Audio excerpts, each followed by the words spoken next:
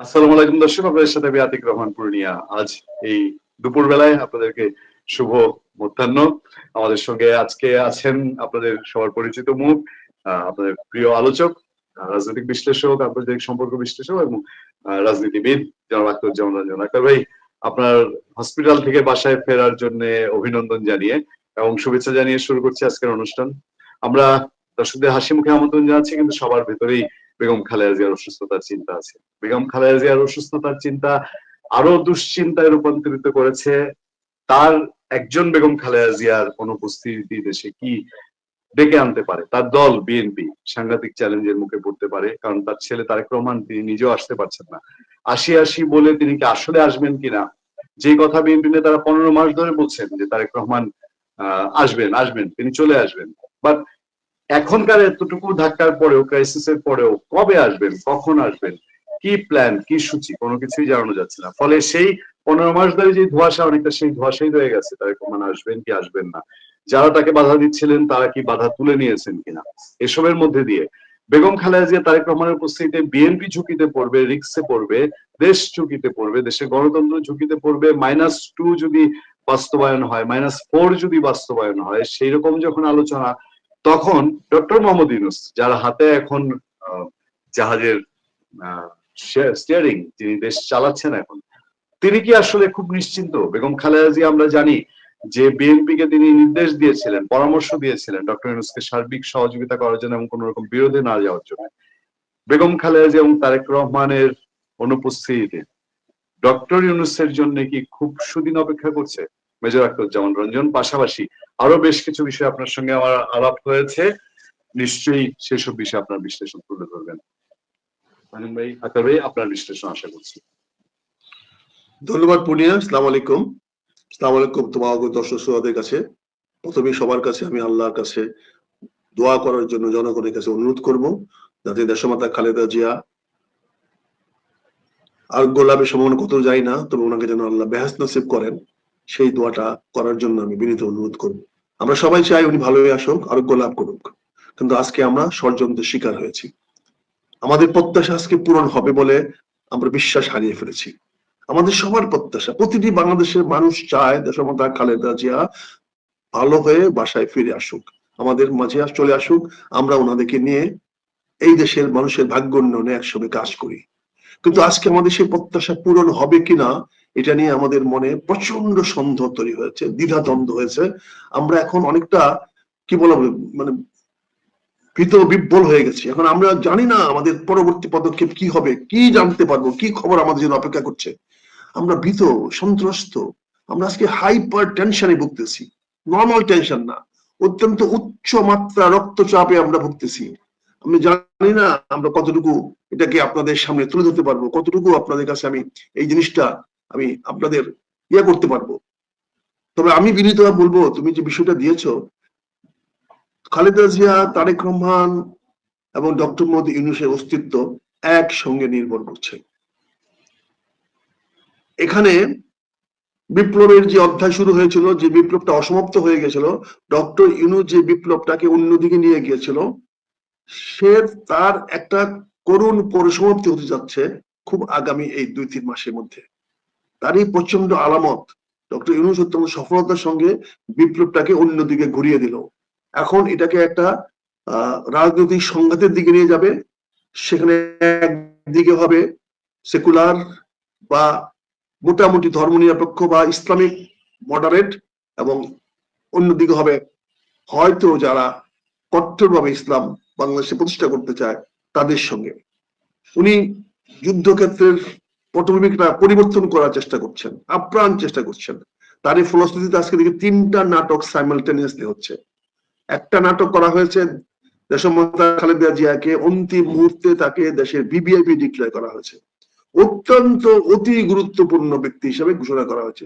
তার মানে উনি এখন রাষ্ট্রের গুরুত্বপূর্ণ ব্যক্তি, এবং রাষ্ট্র তথা সরকার ওনার দেখভাল, স্বাস্থ্য সুবিধা সব নেওয়ার দায়িত্ব উনি নিয়েছেন।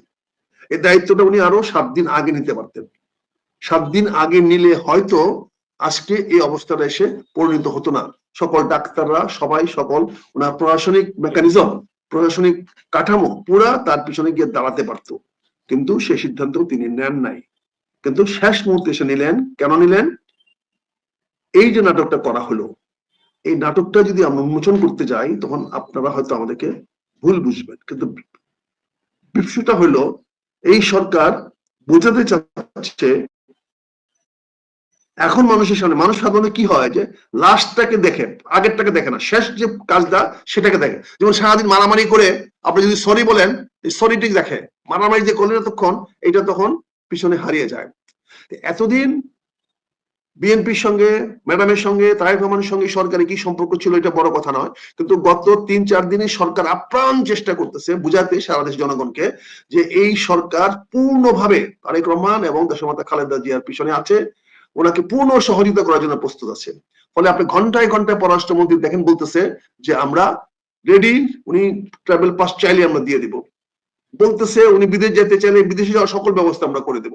অর্থাৎ সরকার এখন আরো পজিটিভ ওয়েতে আগায় আসতেছে এবং একটা আদেশ দিয়ে ওখানে 3 স্তর বিশিষ্ট এই কি বলে এবার কেয়ার হাসপাতালের দিকে 3 স্তর বিশিষ্ট একটা সিকিউরিটি বলয় তৈরি করা হয়েছে। সিকিউরিটি বলয় দিয়ে কি মৃত্যুবান ব্যক্তির মৃত্যু বন্ধ করা যাবে?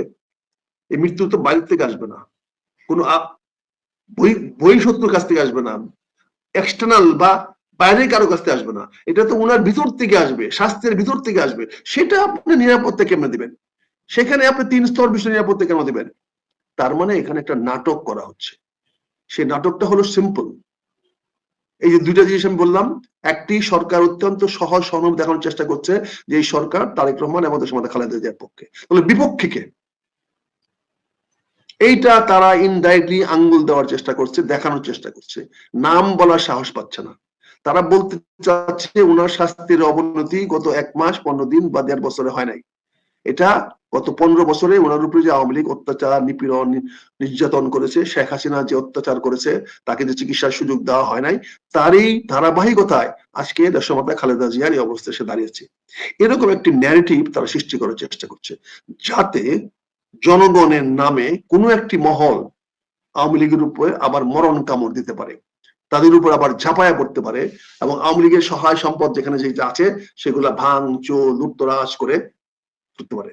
আর আপনি জানেন যে অ্যাপোলো যে নাম ছিল আগে, এটা ছিল ভারতীয় হাসপাতাল, সেই হাসপাতালটা কিনে নিয়েছে আওয়ামী লীগের নেতারা এবং এটার নাম হয়েছে এভার কেয়ার। তাহলে প্রথম আক্রমণটা কোথায় হবে? প্রথম আক্রমণ তুলে ধরবে যে এই এবার কেয়ার হাসপাতালে তাকে স্লো পয়জনিং করা হয়েছিল, এবার কেয়ার হাসপাতালে চিকিৎসার নামে অচিকিৎসা করা হয়েছিল, এই এভারগ্রিন কেয়ার হাসপাতালে তার স্বাস্থ্যের নিরাপত্তা নিশ্চিত করা হয় নাই, তাকে যথেষ্ট চিকিৎসা দেওয়া হয় নাই, সঠিক চিকিৎসা দেওয়া হয় নাই। তাহলে মানুষের প্রথম আক্রোশটা যাবে এই যে আওয়ামী লীগের প্রপার্টি, যেখানে উনি বারবার চিকিৎসা নিচ্ছেন, এটা তো আওয়ামী লীগের প্রপার্টি, এটা আওয়ামী লীগের সম্পদ, সকল ডাইরেক্টর আওয়ামী লীগের, এখনো যারা আছেন তারা সবাই আওয়ামী লীগের। জানি না ইতিমধ্যে তারা ডাইরেক্টরশিপ বা শেয়ার ট্রান্সফার করে দিয়েছেন কিনা। এটা তো মূলত অ্যাপোলোর একটা অ্যাফিলিয়েটেড, এখানে যেমন গ্রামীণের ছিল এক সময় ওই টেলিনরের একটা অংশ, তারা হয়তো পরে শেয়ার বিক্রি করে দিয়ে চলে গেছে। তেমন এই এভার কেয়ারটা হলো মূলত ভারতীয় অ্যাপোলো চেইনের হাসপাতালের একটি অংশ। সেই শেয়ারটা তারা এখন মেজর শেয়ার ছেড়ে দিয়ে মাইনর শেয়ার নিয়ে তারা আছে, আর মেজর শেয়ারটা এখন আওয়ামী লীগের কাছে আছে। কাজে এই হাসপাতালটা রক্ষা করতে হবে, কারণ কোনো একটা পক্ষ যার প্রতিযোগী যে হাসপাতালগুলো আছে সেটা কিন্তু আমার অনেক রাজনৈতিক দলের কাছে আছে। তারা কি চাইবে? তারা চাইবে এই সুযোগে এবার কেয়ার হাসপাতালটাকে ধ্বংস করে দেওয়া যায় কিনা। যারা গাজীর টায়ার ফ্যাক্টরিকে ধ্বংস করে দিতে পেরেছে, যারা অজস্র মিল কারখানাকে পুড়িয়ে দিতে পেরেছে, তাদের কাছে হাসপাতালটা ভেঙে ফেলা তো কোনো বিষয় না। কাজে এটাকে বাঁচানোর জন্য আজকে 3 স্টেজ নিরাপত্তা বলয় তৈরি করা হয়েছে, যাতে এই সম্পদটা রক্ষা করা হয়। তাহলে সরকার কার সাথে কাজ করছে? এখানে ভারতের অবশ্যই ডাইরেক্ট থ্রেট আছে, যে যদি এবার কেয়ার হাসপাতালে কিছু হয় তাহলে এবার কিন্তু সরকার তোমাকে আমরা ছাড়বো না, এখানে আমাদের সম্পদ আছে। যার ফলে এবার কেয়ার হাসপাতালকে প্রটেকশন দেওয়ার নামে তো আসতে পারে না। ফলে নাটকীয় ভাবে ওনাকে প্রথম ঘোষণা করা হয়েছে উনি একজন অতি বিশিষ্ট ব্যক্তি, এবং তারপরে ওনাকে দেওয়ার জন্য সারা বাহিনী 3 বাহিনী সহ এবং এসএসএফ কে গার্ড লাগিয়ে দেওয়া হয়েছে এবং বাহিনী প্রধানদেরকেও সেখানে পাঠিয়ে দেওয়া হয়েছে, দেখে আসার জন্য কিভাবে এটাকে ভালোভাবে প্রোটেকশন দেওয়া যায়। তো এই যে খেলাটা, এই খেলাটা তো আমাদের বুঝতে হবে। আল্লাহ তো আমাদেরকে এতটুকু এলার্ম দিয়েছে যে আমরা কিছুটা দেখে বুঝি যে বৃষ্টি হবে কি হবে না। আকাশের দিকে তাকিয়ে মেঘ দেখে তো কিছুটা বলতে পারি বৃষ্টিটা আসবে কি আসবে না। এখন এটা যদি আমাদের দোষ হয়ে থাকে, এটা যদি আমাদের অন্যায় হয়ে থাকে, ভুল হয়ে থাকে, আমার তো কিছু করার নাই। কিন্তু আমাকে এইভাবেই কথা বলতে হবে যে আমি এইভাবে চিন্তা করি, এই দৃষ্টিভঙ্গিতে চিন্তা করি। দ্বিতীয় নাটকটা সাজানো হচ্ছে তারেক রহমান সাহেব কেন দেশে আসেন না। তারেক রহমান দেশে না আসলে বিএনপি ক্ষতিগ্রস্ত হবে। তারেক রহমান কেন আসেন নাই, এটা একটা ব্যক্তিগত ব্যাপার ছিল। আজকে প্রথম আলো সেটা প্রকাশ করে দিয়েছে। প্রথম আলো পত্রিকা আজকে এটা প্রকাশ করে দিয়েছে, বলেছে যদি কোনো ব্যক্তি রাজনৈতিক আশ্রয় গ্রহণ করে ইংল্যান্ডে, তাহলে ওই ব্যক্তি কোনোদিন ওই দেশে ফিরে যেতে পারবে না, যে দেশের অরিজিনাল নাগরিক তিনি। তারেক রহমান সাহেব বাংলাদেশের নাগরিক, তিনি জীবনের ভয়ে, সরকারের চাপে, অতি সরকারের চাপে উনি ইংল্যান্ডে, যুক্তরাজ্যে রাজনৈতিক আশ্রয় পেয়েছেন। কাজে তার পক্ষে রাজনৈতিক আশ্রয় থাকা অবস্থায় তার পক্ষে পৃথিবীর যে কোনো দেশে যাওয়া সম্ভব হবে, কিন্তু বাংলাদেশে আসা সম্ভব হবে না। বাংলাদেশে আসার সঙ্গে সঙ্গেই ওনার রাজনৈতিক আশ্রয়টা বাতিল হয়ে যাবে, ভবিষ্যতে উনি রাজনৈতিক আশ্রয় পাবেন না, এবং পরবর্তীতে গেলে হয়তো নর্মাল ভিসা নিয়ে যেতে হবে। নর্মাল ভিসা দিবেন কি দিবেন না সেটা হলো ব্রিটিশ সরকারের নিয়ম বা ইচ্ছা। কিন্তু এখানে কি হচ্ছে তাহলে, আজকে প্রথম আলো কি নিউজটা ছাপাইলো যে তারেক রহমান সাহেবের পক্ষে, তার অস্তিত্বের পক্ষে, তার ভবিষ্যৎ রাজনীতির পক্ষে, সে নিরাপদের থেকে বাংলাদেশের রাজনীতি করার স্বার্থে এবং জনগণকে ঐক্যবদ্ধ রাখার জন্য তাকে একটা নিরাপদ জায়গায় থাকতে হবে। সিপাহসালাররা সাধারণত পাহাড়ের চূড়ায় থেকে নিচে পাদভূমিতে যুদ্ধ চালায়। জেনারেলরা ঢাকার বাইরে আশপাশে থাকে, কিন্তু ওই বর্ডার লাইনে যায় না। তারেক রহমান তো আমাদের সিপাহসালার, আমাদের বিএনপির মূল চালিকা শক্তি, ওনার নিরাপত্তার প্রয়োজন আছে। আজকে উনি মায়ের অসুখের ট্র্যাপ করে এই ধরনের একটা ফাঁদ পেতে, ওনার যদি ওই সুযোগটা বন্ধ করে ওনার অবস্থানটা অনিরাপদ করা হয়। আর একটা জিনিস মনে রাখবেন, যেই শক্তি ক্ষমতাসীন শেখ হাসিনাকে বাংলাদেশ থেকে বিতাড়িত করতে পারছে, ওই শক্তি আগামী দিনে যে কোনো সরকারকে যে কোনো সময়ে বিদায় করার শক্তি এবং অর্থ এবং বৃত্ত রাখে। এটা তারেক রহমান বুঝতে পেরেছে, এটা অনুধাবন করেছে। আমি এসে ইলেকশন করে ক্ষমতায় গেলেও আমাকে ক্ষমতায় থাকতে দেওয়া হবে না, মানে এই কথাটা তিনি জনগণের সামনে বলতে পারবেন না, পরিষ্কার করতে পারবেন না, খোলাসা করতে পারবেন না। ফলে ওনাকে এমন একটা ঝুঁকি নিয়েছেন। একটা ঝুঁকি নিয়েছেন কি, যে আমি আমার মাকে স্যাক্রিফাইস করব, মাকে দেখা স্যাক্রিফাইস করব, আর আমার মাকে তো গিয়ে পাচ্ছি না আমি আর। উনি তো জানেন মায়ের কি অবস্থা। একমাত্র বাংলাদেশে 3 জন লোক জানেন দেশমাতা খালেদা জিয়ার কি অবস্থা, এই ছাড়া তো আর কেউ জানেননি। কাজে তিনি কি ভরসা এখানে ফিরে আসবেন, এত বড় ঝুঁকি উনি কিভাবে নেবেন, যখন পুরা বিএনপি উনি রক্ষা করতে পারবেন না। উনি বাংলাদেশে থাকলে বিএনপির উপরে যে অত্যাচার বিচারগুলো হবে সেগুলো প্রটেস্ট করতে গেলে ওনাকে হয়তো ওনার বিরুদ্ধে সরকারে খড়গ নেমে আসতে পারে, বা একটি রাজনৈতিক দল, সদস্য রাজনৈতিক দল, একটি সশস্ত্র রাজনৈতিক দল এই দেশে আছে যাদের সংগঠন, ছাত্র সংগঠন খুবই শক্তিশালী, খুবই দুর্দান্ত, এবং তাদের প্রচুর অস্ত্র আছে। তারা যে কোনো জায়গায় যে কোনো অ্যাকশন যে কোনো সময় করতে পারে।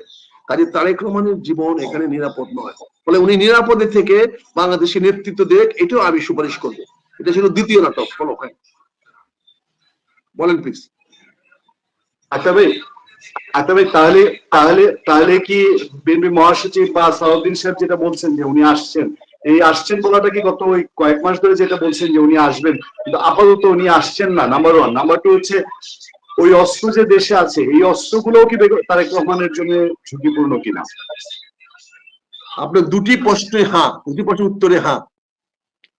ওনারা যেটা বলতেছে বারবার অতীতে যেমন বলে আসছে, এবারও একইভাবে জনগণকে স্তুতি দেওয়ার জন্য, জনগণের কাছে একটা সান্ত্বনা দেওয়ার জন্য কথাগুলো বলছেন।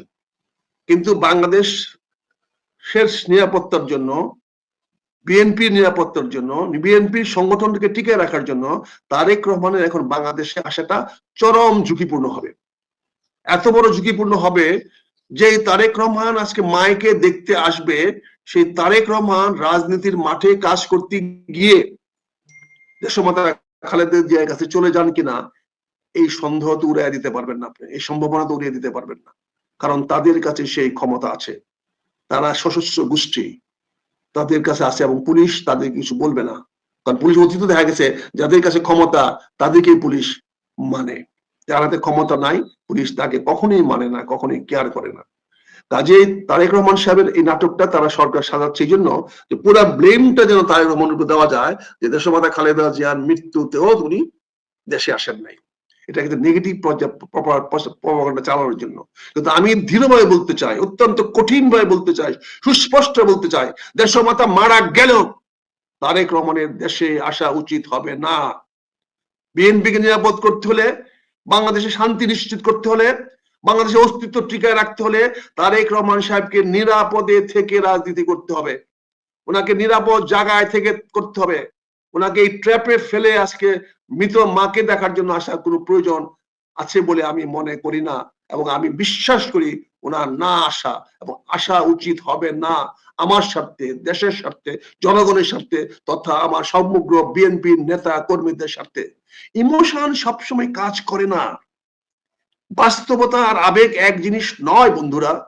বিএনপির বন্ধুদের কাছে এমন বিনীতভাবে বলবো, বাস্তবতা আর আবেগ এক জিনিস নয়।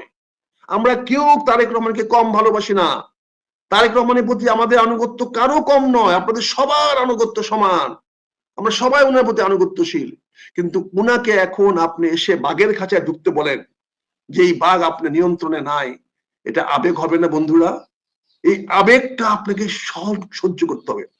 তারেক রহমান সাহেব লন্ডনে থেকে দোয়া করলে মায়ের কাছে দোয়া আসবে, শেষ দেখা বলে কোনো কথা নাই। এই ভাবব্যক্তি বেরিয়ে আসতে হবে। মৃত ব্যক্তিকে দেখলে তো লাভ নাই, মৃত ব্যক্তি জানে না কে আমাকে দেখলো কে দেখলো না। কাজেই এখানে এই ভাবাবেগটাকে কন্ট্রোল করতে হবে, সংকুচিত করতে হবে, তাহলে আপনি সরকারের নাটকটা থেকে আপনি নিজেকে রক্ষা করতে পারবেন এবং বিএনপি রাজনৈতিক শক্তি হিসাবে টিকে থাকবে। কারণ তারেক রহমান সাহেব যেখানে থাকুক না কেন, তাকে তার নির্দেশ অমান্য করার মতো কোনো নেতা এখনো বিএনপিতে তৈরি হয় নাই। আর যদি নির্দেশ অমান্য করার মতো কোনো নেতা তৈরি হয়, এই বিএনপির ভাইরা তাকে টুকরো টুকরো করে ছিঁড়ে ফেলবে। মুরগিকে যেমন টেনে রান ছিঁড়ে ফেলে, ওই নেতাদের রান তারা টুকরো টুকরো করে ছিঁড়ে ফেলবে। বিএনপির নেতারা, তৃণমূলের নেতারা কতটুকু নিবেদিত দলের জন্য, তারা কতটুকু জীবন দিতে পারে, আগায় দিতে পারে, এটা একমাত্র যারা তাদের কাছে কাজ করে, যাদের সঙ্গে কাজ করে, শুধু তারাই জানবে, অন্যদের পক্ষে জানা সম্ভব নয়। সঠিক নেতৃত্বের কারণে আমাদের তৃণমূল বিএনপিকে বারবার বিভ্রান্ত করা হয়েছে, ফলে তারা এখনো সফলতা নিয়ে আসতে পারে নাই। ইনশাল্লাহ আগামীতে বিএনপির সফলতা আসবে এই বিএনপির তরুণ উদীয়মান নেতৃত্বের কারণে, এবং তারাই তৃণমূল বিএনপিকে নিয়ে বাংলাদেশের বিএনপির বিজয় ছিনিয়ে আনবে তারেক রহমান সাহেবের নেতৃত্বে। তাই তারেক রহমান সাহেবকে আমি নিরাপদে থাকার জন্য, লন্ডনে থাকার জন্য, না আসার জন্য পরিষ্কার বক্তব্য দিয়ে দেন, পরিষ্কার করে ফেলেন, যাতে সরকার ওনার দেশমাতা খালেদা জিয়ার মৃত্যু বা স্বাস্থ্য নিয়ে নাটক করতে না পারে। তারেক রহমান সাহেবের কাছে আমার কায়মন বাক্যে বিনীত অনুরোধ করব, আপনি সাহস করে যেমন ফেসবুকে লিখেছেন এবং বলে দেন যে আমার পক্ষে মাকে দেখতে আসা সম্ভব না, আমি নিজেকে লন্ডনের বাইরে নিরাপদ মনে করি না, আমি দেশ ও জাতির স্বার্থে আপনাদের পাশে আসি, থাকবো। পাশে থাক মানে গায়ের মধ্যে গা মিশায় থাকতে হবে না, পাশে থাকার মানে ওই কোলাকুলি করে থাকতে হবে না, পাশে থাকার মানে স্বামী স্ত্রীর মতো এক বিছনায় থাকতে হবে না। পাশে থাকা মানে আপনার স্বার্থ, আপনার নিরাপত্তা, আপনার ভবিষ্যৎ, আপনার সুখ, আপনার শান্তির পাশাপাশি আমি আছি, সেটা বুঝতে হবে, সেটা বুঝার চেষ্টা করেন পাশাপাশি কাকে বলে। কাজী দেশমাতা খালেদা জিয়ার তো নাই আমাদের মাঝে, আল্লাহ ওনাকে বেহেশত নসিব করুক। উনি আমাদের মধ্যে নাই, কিন্তু সুস্পষ্ট পাচ্ছি না বলে, সুস্পষ্ট তথ্য পাচ্ছি না বলে ইন্না লিল্লাহি ওয়া ইন্না ইলাইহি রাজিউন বলতে পারছি না, কিন্তু আমার মন বলে দিচ্ছে, কিন্তু প্রকাশ করতে পারছি না, যেহেতু সুনির্দিষ্ট তথ্য নাই। আমরা তো দেখেছি ধর্মেন্দ্রকে মৃত ঘোষণা করার পরেও ধর্মেন্দ্র বাসায় চলে গেছিল 5 দিনের জন্য, 5 দিন পরে আবার ফাইনালি উনি মারা গেছেন। কাজে রাজনীতিতে কি হতে পারে না পারে, সেলিব্রিটিদের জন্য কি হতে না পারে, এটা কেউ খুব কঠিন, তারা কখন কোন ষড়যন্ত্রের শিকার হয়ে যায়। কাজেই আমি মনে করি এই নাটকটির অবসান হবে যদি তারেক রহমান সাহেব স্পষ্ট করে দেন যে উনি এই দেশে আর ফিরে আসবেন না। বিএনপিরা আপনার সঙ্গে থাকবে, বিএনপি যারা অরিজিনাল বিএনপি আর বিক্রি করবে না। আর যেগুলা যে নমিনেশনের জন্য আসে, পদের জন্য আসে, এগুলো তো কোনো ফ্যাক্টর না, এগুলো আসবে যাবে, এগুলো হলো মানে কি বলে, খারাপ লাগে বলতে কথাগুলা, এগুলা কুকুরের ছানার মতো, ওই যেদিকে দুধ দেখবে, যেদিকে রস দেখবে, ওদিকে তারা যাবে। এদের নিয়ে ভাইবেন না। ভাবেন তৃণমূলের সেই নেতা কর্মীরা যারা নমিনেশনের জন্য যুদ্ধ করে না, দল করে না, যারা দল করে জিয়ার আদর্শকে বাস্তবায়ন করার জন্য, যারা দল করে খালেদা জিয়ার আদর্শকে বাস্তবায়িত করার জন্য, তাদের সামনে তারেক রহমান সাহেবকে অনুরোধ করবো, জিয়ার ঝান্ডাটা আপনি হাতে নিয়ে আসেন। আপনি সবকিছু ফেলে দিয়ে জেনারেল জিয়ার ঝান্ডাটা আপনি হাতে তোলেন। তার 18 দফা কর্মসূচি বাস্তবায়ন করার শপথ গ্রহণ করে 18 দফা নিয়ে আপনি আগেন। 31, 32, 35 এই সমস্ত ফাইজলামের দফা দয়া করে ছুঁড়ে ফেলে দেন। ওই দফা দিয়ে আপনার কোনো উপকার হবে না। আপনার মুক্তি, আপনার প্রাণ একমাত্র 18 দফা, শহীদ রাষ্ট্রপতি জিয়াউর রহমানের 18 দফা। সে 18 দফাতে কি আছে সেটা জানার দরকার নাই। জনগণের সামনে 18 দফা একটি উজ্জীবিত দফা, একটা উদ্দীপনার দফা, একটা ঐতিহ্যের দফা, একটা ঐক্যের দফা। সে 18 দফা শব্দটাই ইটসেলফ বিএনপি নিয়ে আসেন। সরি 19 দফা, বুঝছেন না, সেটা নিয়ে আসেন। সেটার ভিত্তিতে আপনি আপনার সামনে আগান, জিয়া আদর্শকে নিয়ে আগান, জিয়া আদর্শের সামনে আগান। আর তৃতীয়ত হলো, বিদেশে পাঠানোর যে নাটকটা করা হচ্ছে, এই নাটকটাও বন্ধ করেন। পৃথিবীর কোনো ডাক্তার বলবে না এরকম একটা রোগীকে সামনে নিয়ে আসেন। আপনি তো বলেছেন যে ওষুধ উনি নিতে পারছেন, একবার বললেন না কেন যে মুখে নিতে পারছেন ওষুধটা? ইনজেকশন এগুলো তো দেওয়াই যায়। যখন ভেন্টিলেটর থাকে তখন ভেন্টিলেটর কাজ করে, তখন হার্ট কাজ করে না, হার্টের ফাংশনটা ভেন্টিলেটর কাজ করে। তো সেই ভেন্টিলেটর কাজ করলে তো ওষুধ ঢুকবেই, এখানে তো ওষুধ চলাচল করবে, রক্ত চলাচল থাকবে ঠিকই। কারণ না হলে তো ওনার ব্রেন হ্যামারেজ হয়ে যাবে, ব্রেন বন্ধ হয়ে যাবে, হয়ে গেল। ফলে ভেন্টিলেটর দিয়ে তোকে রাখতে আছেন আপনারা, যতক্ষণ ভেন্টিলেটর চলবে ততক্ষণ পর্যন্ত ওনার শ্বাস প্রশ্বাস চলবে, যতক্ষণ পর্যন্ত শ্বাস প্রশ্বাস চলবে ততক্ষণ যে কোনো ইনজেক্টেড ওষুধ আপনি তাকে দিতে পারবেন, স্যালাইন দিতে পারবেন, খাবার দিতে পারবেন, তাকে বাঁচিয়ে রাখার জন্য যে প্রোটিন দেওয়া দরকার, নিউট্রিশন দেওয়া দরকার দিতে পারবেন, এবং রোগের জন্য নিরামুক্ত করার জন্য অ্যান্টিবায়োটিক দিতে পারবেন, যে কোনো ওষুধ দিতে পারবেন। এটা তো নিউজের ব্যাপার না রে ভাই, মিস্টার ডক্টর জাহিদুল সাহেব। জাতিকে আর কত বিভ্রান্ত করবেন? আর তারপরে আপনি ধন্যবাদ দেন উপদেষ্টা পরিষদকে, তারা দেশমাতা খালেদা জিয়ার পক্ষে, খালেদা জিয়ার খোঁজখবর নিচ্ছে। দালালি কত প্রকার এবং কি কি সরকারের সঙ্গে এখন লাইন দেওয়া শুরু করে দিয়েছেন। সরকার ও দেশের এই ভয়াবহ পরিস্থিতি নিয়ে আতিক রহমান পূর্ণিয়ার রিপোর্ট। হচ্ছে আপনার কি রে বাবা, আপনার রোগী মারা যাচ্ছে আর কে খোঁজ খবর নিচ্ছে সেটা নিয়ে আপনি ব্যস্ত আছেন। এখানে টেলিভিশনে এসে কথা বলেন, আপনার মুখের মধ্যে কোনো চিন্তার ছাপ নাই, কোন রকম দ্বিধার ছাপ নাই। আপনার ফেস দেখেন, ফেস মানুষের অন্তর বলে, মানুষের ফেস দেখলে বোঝা যায় মানুষের অন্তরে কি আছে। আপনি একবার দেখছেন টেলিভিশনে যে টক শো এগুলা যে প্রেস বেশি দিচ্ছেন, আপনার চেহারা কি বলেন? ডাক্তার রিচার্ড বিলিকে আপনার নিয়ে আসছেন, ডাক্তার রিচার্ড বিলি কিসের বিশেষজ্ঞ সেটা বলেন না কেন? পৃথিবীতে তো এখন আর কোনো ডাক্তার সাধারণ ডাক্তার বলে কিছু নাই, সবাই কিছু না কিছুর বিশেষজ্ঞ। আপনি চীন থেকে ডাক্তার নিয়ে আসেন, কি কি বিশেষজ্ঞ নিয়ে আসতেছেন এটা বলেন না কেন? এবং তারা আজকে আসবে, তার মানে আপনি আমাদের কি বলতে চাচ্ছেন? সেই বিশেষজ্ঞ কারা? কতগুলো চীনার নাম দিয়া, কত ডাক্তার নাম দিয়ে আপনি আনলেন, নিলেন, চলে গেলেন, বাস। রিচার্ড বিলিকে তার একাডেমিক যোগ্যতা কি, কি বিষয় বিশেষজ্ঞ, তার পার্সোনাল সিভি জানতে চাই আমরা। রিচার্ড বিলি ব্রিটিশ ডাক্তার নাম দিলে আমাদের লাফায় পড়তে হবে, তাহলে হবে এটা? সাধারণ মানুষকে আর কত ধোঁকা দেবেন? রূপবানের গান শুনে মানুষকে আর কত মানুষকে ভুল পথে নিয়ে যাবেন, বিভ্রান্ত করবেন? ডক্টর রিচার্ড বিলি আনছেন, তাকে খবর দিচ্ছেন যুক্তরাষ্ট্রের ডক্টর বিলি, আর যুক্তরাষ্ট্রে রিচার্ড বিলি মতো আরো কত শত ডাক্তার আছে, তাদের দেশে সব স্পেশালাইজেশন। কেন বলছেন না উনি কোন রোগের বিশেষজ্ঞ? ম্যাডামের তো অনেকগুলো রোগ হয়েছে। উনি কি হার্ট স্পেশালিস্ট? উনি কি লাং স্পেশালিস্ট? উনি কি কিডনি স্পেশালিস্ট? উনি কি হাইপারটেনশন স্পেশালিস্ট? উনি কি লিভার স্পেশালিস্ট? কোনটা? নাকি উনি মৃত ডিক্লেয়ার করার বিশেষজ্ঞ, স্পেশালিস্ট? কে মৃত কে মৃত না এটা ডিক্লেয়ার করার বিশেষজ্ঞ। রিচার্ড লিকে আপনি এনেছেন যুক্তরাজ্য থেকে, আমরা জানতে চাই সেই ডক্টরটা কে, তার কি তার ক্রেডেনশিয়াল প্রকাশ করেন।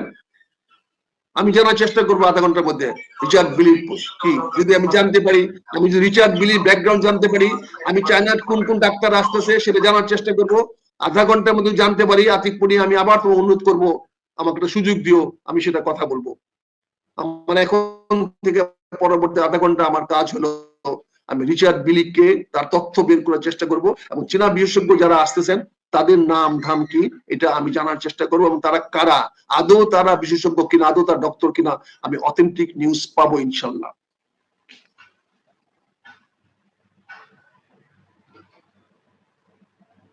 যে আমি যেটা বলছি এই নাটকগুলা বন্ধ করেন, ওনার সে বিদেশে যাওয়ার নাটকটা বন্ধ করেন, বন্ধ করে যেটা সত্য, যেটা আসল, সেটা দয়া করে প্রকাশ করেন। এদেশের জনগণ আপনাদের উপরে কোনো আক্রমণ করবে না, এদেশের জনগণ আপনাদেরকে প্রতি কোন রকম করবে না। বিএনপির ভাইরা এই ভুলটা করতে যান না। অতীতে আপনাদের মিছিল থেকে ছাত্র শিবিরের ছেলেরা ঢুকে বোমা মেরে তারা চলে গেছে, অ্যারেস্ট হয়েছেন আপনারা, গ্রেফতার হয়েছেন আপনারা, কিন্তু বোমা মেরেছে ছাত্র শিবিরের ছেলেরা।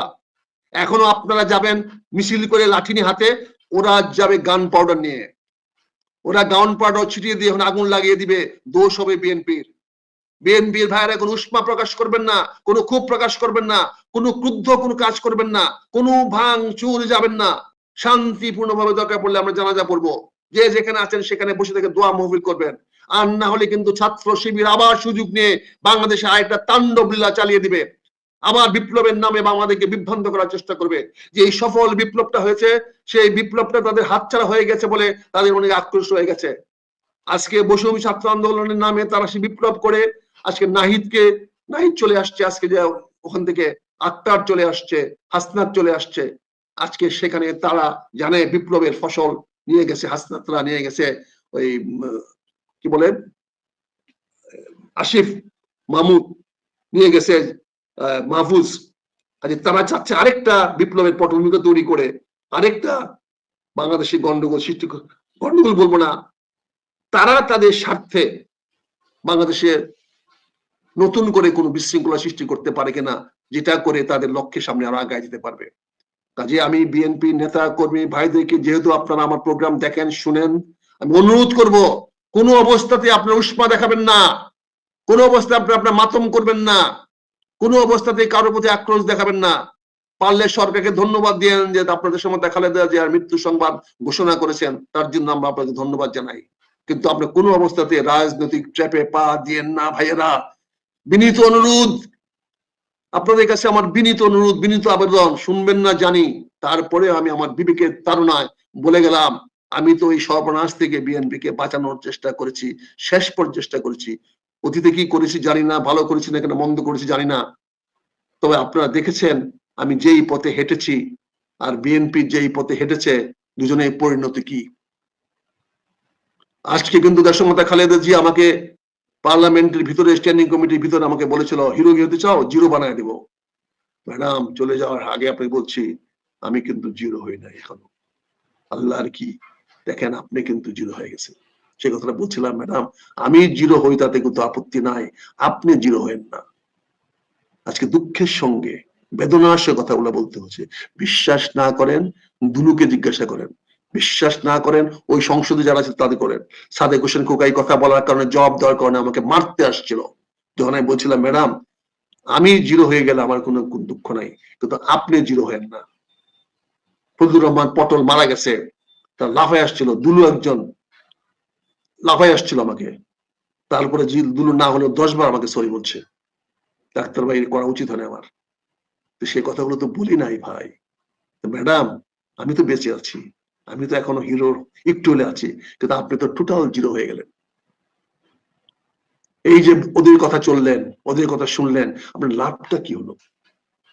ক্ষমতা তো আপনি এমনিও যেতেন, ক্ষমতা আপনাকে কেউ ঠেকাতে পারতো না, আগামীতে কেউ ঠেকাতে পারতো না, অতীতে কেউ ঠেকাতে পারতো না।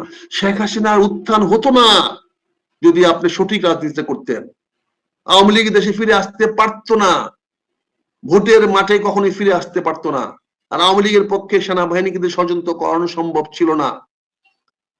আওয়ামী লীগ সুযোগটা নিয়েছে এবং সেখানে ক্ষমতা এসে মুস্তাফিজকে ঢুকাই দেয়া, জেনারেল মুস্তাফিজকে ঢুকাই দেয়া, রিটায়ার্ড মেজর জেনারেলকে সরাসরি জেনারেল বানায় দেয়া, তাকে দিয়ে সেনাবাহিনীকে একটা বিশেষ গোষ্ঠী তৈরি করে ফেলেছে, যারা কিন্তু এখন সেনাবাহিনীর গ্রাস লেভেল পর্যন্ত আছে। কাজে আপনার কাছে আমার বিনীত অনুরোধ, জনগণের কাছে বিনীত অনুরোধ, বিএনপির কাছে বিনীত অনুরোধ, দেশমাতা খালেদা জিয়ার মৃত্যুটাকে আপনারা স্বাভাবিকভাবে নেবেন, অতি স্বাভাবিকভাবে নেবেন, কোন উষ্মা প্রকাশ করবেন না, কোন রকম ক্রোধ দেখাবেন না। এটা আল্লাহ, আল্লাহ মালিক, আমাদের হায়াত মতের মালিক আল্লাহ। এটা নিয়ে এই গ্রামে একজন মারা গেলে পরে একটা গ্রাম পুড়ে দেওয়ার মতো অবস্থা হয়, মার্ডার কেসে আসামি দিতে হয়। আমরা যদি এগুলো করি তাহলে আমরা কিন্তু মার্ডার কেসে আসামি হব। আমরা যদি ক্রোধ দেখাই, যেমন গ্রামে দুইটা বাড়িতে মারামারি হইলে বা কেউ মারা গেলে আরেকটা পক্ষকে দায়ী করে গ্রামকে গ্রাম উজাড় করে দেয়, পুরায় দেয়, ভাঙে দেয়, এরকম সুযোগ কিন্তু কেউ নিতে পারে আমাদের মধ্যে থেকে। তাহলে সাবধান থাকবেন, হুঁশিয়ার থাকবেন।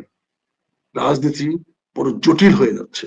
আজকে পুনিয়া যেটা বলছে ডক্টর ইউনূসের চোখে সর্ষে ফুল, হ্যাঁ অনেকটা সর্ষে ফুল। যদি সংঘাতটা হয়ে যায়, প্রথম শিকার হবে এই সরকার। যদি সংঘাত তৈরি হয় বাংলাদেশের মাটিতে আবার, এবার সবার আগে শিকার হবে ডক্টর মোহাম্মদ ইউনূস। ওনার কথা তখন কেউ শুনবে না, ওনার নিজের পক্ষ তো শুনবেই না, আর আমাদের তো শোনার প্রশ্নই ওঠে না। মাঝখান থেকে বাংলাদেশটা ত্রিখণ্ডিত হবে এবং আওয়ামী লীগ বীর দর্পে, শেখ হাসিনা বীর দর্পে বাংলাদেশের ঢাকার রাজধানীতে এসে নামবে। কাজেই প্লিজ আপনাদের সবার কাছে বিনীত অনুরোধ, ট্র্যাপে পা দিয়েন না, ফাঁদে পা দিয়েন না। এই সরকার ফাঁদটা পুরা করার চেষ্টা করছে, একটার পর একটা ভাবে ফাঁদটা পুরা করার চেষ্টা করছে। এই ফাঁদ যখন কমপ্লিট হবে তখনই তারা ঘোষণা করবে দেশমাতা খালেদা জিয়া বিদেশ যাবে না আল্লাহর কাছে যাবে। আমার যেটা মনে হয় উনি ইতিমধ্যে হয়তো আল্লাহর কাছে চলে গেছেন। এইটুকুই আমার বক্তব্য থাকলো। সাবধান থাকবেন, হুঁশিয়ার থাকবেন। আবারও অনুরোধ করছি, কোন অবস্থাতে কোন রকম ধ্বংসাত্মক কার্যে নিয়োজিত কেউ হবেন না, কেউ হবেন না, কেউ হবেন না।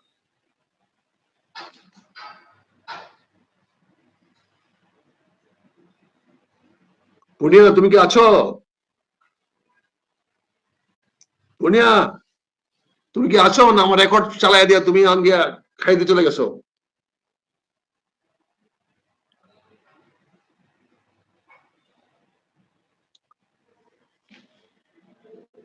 কাজে আমি কথাগুলো আপনাদের কাছে এই জন্য বলছি যে সাবধানের মান নাই। আমরা যদি ষড়যন্ত্রের শিকার হই, ক্ষতি কিন্তু আমাদেরই হবে। এই ষড়যন্ত্রটা কিন্তু হচ্ছে আমাদেরকে ঘিরে, বিএনপি কে ঘিরে, দেশমাতা খালেদা জিয়াকে ঘিরে, তারেক রহমানকে ঘিরে। কাজেই আপনার সাবধান হইতে হবে। সাবধান না হলে কিন্তু ক্ষতি আমাদের হয়ে যাবে। দেশমাতা খালেদা জিয়াকে কোনো চিকিৎসা করেও আর ফেরত আনা যাবে না। এটা হার্টে যখন ইনফেকশন মানে ঘা হয়ে যায়, হার্টে যখন ঘা হয়ে যায়, ঘা মানে কি দেখছেন তো? হার্টে ঘা হয়ে গেলে ওই জায়গায় ব্যথা করে, নড়াচড়া করলেই ব্যথা করে। তো হার্ট তো সবসময় নড়াচড়া করতে হবে। হার্টের নড়াচড়া না হলে তো আপনি আর নাই। তাহলে হার্টের নড়াচড়া হলে উনার ব্যথা করবে, ব্যথা করলে উনি স্বাস্থ্যের অবনতি হবে। কাজেই আপনাকে তো বুঝতে হবে এটা, বুঝতে পারছেন না? কাজেই আমি আপনাকে বিনীতভাবে বলবো, বিনীতভাবে অনুরোধ করবো, প্লিজ আপনারা যে যেখানে আছেন, যেভাবে আছেন, আপনারা কোনো অবস্থাতে আপনারা এই উত্তেজিত হবেন না, কোন ধ্বংসাত্মক কার্যকলাপে যাবেন না। আপনাদের এটা খেয়াল রাখতে হবে। বাংলাদেশের আজকে অনেকে শান্তি বাহিনী নিয়ে কথা বলে, পার্বত্য চট্টগ্রাম নিয়ে কথা বলে। আপনারা কি জানেন পার্বত্য চট্টগ্রামে কখন গন্ডগোল শুরু হয়েছিল? সেখানে মুসলিম বাংলা বলে একটা আন্দোলন হয়েছিল।